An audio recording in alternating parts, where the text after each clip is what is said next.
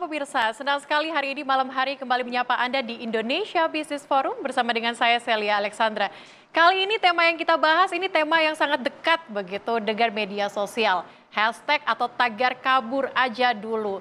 Banyak sekali digunakan oleh Gen Z terutama dengan ekspektasi mendapatkan pekerjaan, pindah ke luar negeri dengan lingkungan yang lebih baik dan pendapatan maupun gaji 2 digit yang diinginkan oleh para Gen Z ini. Tetapi fenomena ini pun menjadi perhatian. Karena kita ketahui bahwa para migran ini pemirsa, imigran, ini penyumbang devisa menjadi pahlawan devisa negara dengan penyumbang devisa 250 triliun rupiah pada tahun lalu. Ini yang akan kita bahas di Indonesia Business Forum, apa saja tantangan dan juga peluangnya dalam hashtag kabur aja dulu bersama dengan narasumber kita pada malam hari ini. Selamat malam, ada Menteri Perlindungan Pekerja Migran Bapak Abdul Qadir Kardi. Selamat malam Pak. Mic-nya bisa dipakai Pak, selamat malam. Selamat malam Mbak Oke, sehat ya Pak ya? Sehat. Oke, turut juga serta hadir bersama dengan kita Muhammad Ali Rida, yakni Komite Tetap Penempatan Tenaga Kerja Migran Kadin. Selamat malam Mbak Sali, selamat malam para mahasiswa. Pak. Oke, turut juga hadir Pak Triyono, peneliti ketenaga kerjaan dari BRIN. Selamat malam. Selamat malam Mbak Sali. Kami juga hadirkan untuk Anda pemirsa testimoni yang merupakan pekerja migran dari London, ada Rian Nugraha. Ini Gen Z juga, nanti kita akan coba tanyakan bagaimana pendapatnya dan juga bagaimana peluangnya di sana. Selamat malam Bang Rian. Malam Mbak, malam semua. Oke, baik selamat malam. Kita akan bahas seperti apa pemirsa, peluang dan juga tantangannya usai video berikut ini.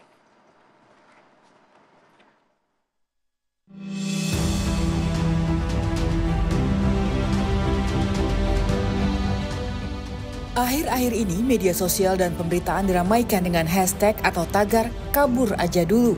Fenomena ini muncul sebagai bentuk kekecewaan masyarakat Indonesia terhadap kondisi ekonomi, sosial di negeri ini. Mereka beralasan dengan tinggal dan bekerja di luar negeri bisa meningkatkan kesejahteraan dan hidup lebih tenang.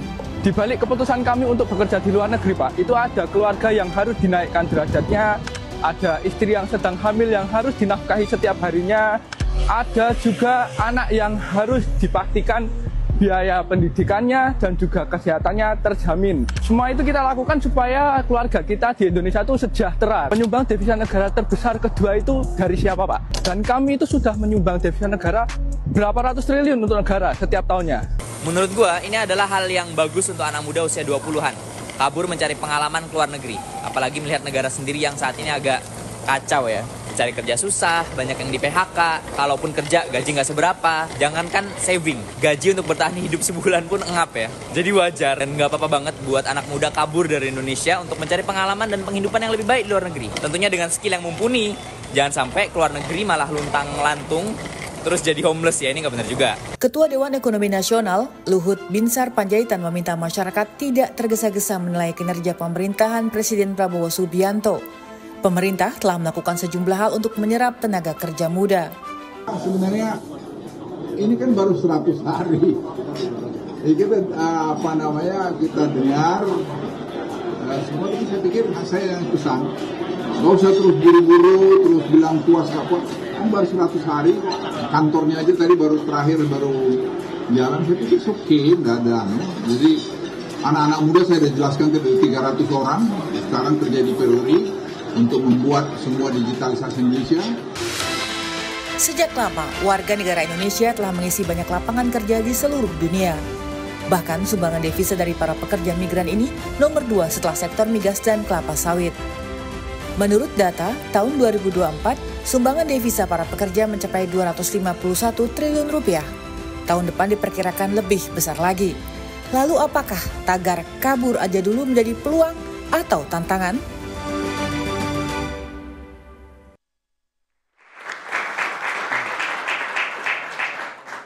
Oke, hashtag kabur aja dulu. Pak Menteri, kalau misalnya kita bahas soal hashtag kabur aja dulu, sebenarnya ini bukan hal yang baru begitu ya Pak ya. Dari dulu para imigran sudah banyak yang merantau ke luar negeri, terlihat dari devisa kita yang memang tinggi sekali di tahun lalu Pak. Tapi Anda melihatnya dengan adanya fenomena ini sebenarnya apa yang terjadi Pak? Apa yang diharapkan oleh Gen Z ini Pak? Ya, jadi saya melihat bahwa tagar kabur saja dulu ini sebenarnya adalah bentuk aspirasi dari anak-anak muda tentang keadaan yang ada. Oleh karena itu kita sebagai pemerintah harus bijak di dalam menyikapinya. Salah satu bentuk kebijakan yang bisa, kita harus memberikan informasi yang utuh sebenarnya kepada anak-anak muda ini atau Gen Z ini, sebenarnya apa iya betul di luar negeri ini betul-betul baik, aman, nyaman, atau mungkin juga ada tantangan-tantangan khusus yang memang dilalui oleh para pekerja-pekerja kita yang ada di sana. Tapi bahwa ini adalah kegelisahan, ini adalah aspirasi, kalau menurut saya itu baik, ya. Saya selaku Menteri Pelindungan Pekerja Migran itu memang diamanatkan oleh Pak Prabowo untuk yang pertama meningkatkan kualitas pelindungan terhadap tenaga kerja kita yang ada di luar. Yang kedua, mendorong agar penambahan devisa terjadi. Nah, untuk itu daripada kita pakai hashtag kabur, kenapa tidak sekalian kita bekerja aja di luar negeri? Toh bekerja di luar negeri itu sebenarnya peluangnya besar. Jadi saya ingin sampaikan data ya. Tahun 2024 kemarin, job order ada 1,3 juta. Apa itu job order? Permintaan pekerjaan, lowongan pekerjaan, taruhlah begitu.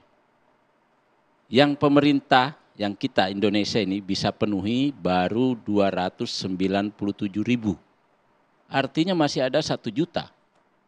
Nah, pertanyaannya kenapa ini nggak diisi? Nah, artinya kita juga memang harus menyiapkan orang-orang kita, masyarakat kita yang memenuhi syarat pekerjaan ini. Jadi bekerja di luar negeri ini juga tidak tiba-tiba berangkat lalu bekerja di sana, tidak bisa. Standar kualifikasi mereka juga sangat kualitatif, sangat kuat. Oleh karena itu kalau mau bekerja ke luar negeri, yang pertama yang harus disiapkan adalah Anda harus siap secara fisik, siap secara mental. Kalau tidak, banyak yang pulang. Jangan kira 5 juta pekerja migran kita yang ada yang di luar negeri itu, banyak yang pulang ke Indonesia itu ya karena mentalnya tidak tahan juga di sana. Oke. Nah, satu. Yang kedua, kita harus menyiapkan skill kita. Kalau tiba-tiba mau berangkat saja tidak punya skill, saya kira bukan kenyamanan yang akan didapat. Masalah yang akan didapat di sana. Karena pasti luntang-lantung di sana, kecuali kita punya tabungan cukup banyak, di sana bersanteria, tapi kalau tabungan kita juga sejak awal sedikit, di sana kita tidak punya skill dan tidak bisa mendapatkan pekerjaan, itu problem besar. Nah, jadi lalu yang ketiga yang harus kita siapkan adalah bahasa. Gimana coba? Ada teman-teman yang bekerja karena bahasanya hafalan, dia bekerja di perikanan di Korea. Oleh majikannya, oleh juragannya di kapal itu disuruh tarik, tapi diulur. Nah, kan problem, akhirnya konflik. Ini contoh penguasaan bahasa itu penting.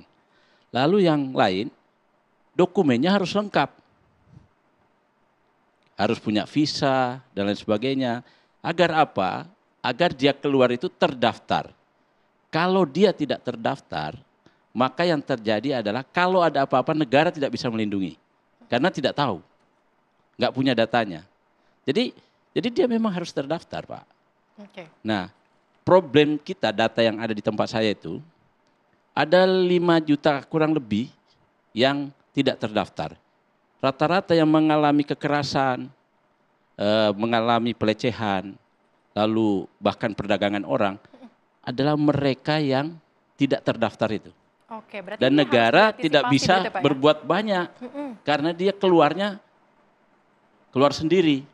tanpa dokumen-dokumen yang dipersyaratkan. Misalnya selain paspor, visa, kesehatan, BPJS, itu kan harus ada itu.